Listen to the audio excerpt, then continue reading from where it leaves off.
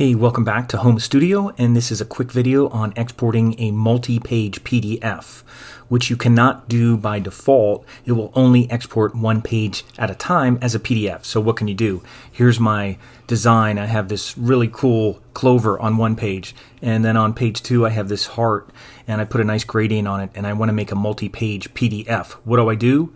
Well, I'm going to zoom out on this page, and then I'll go to page 2, and I'll copy everything on page 2. Just make sure you open this up. Just go right here, copy the frame, the letter frame that's on there.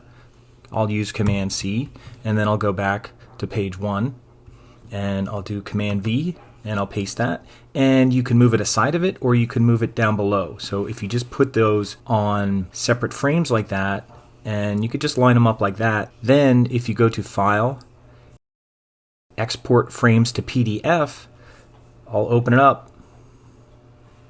There it is.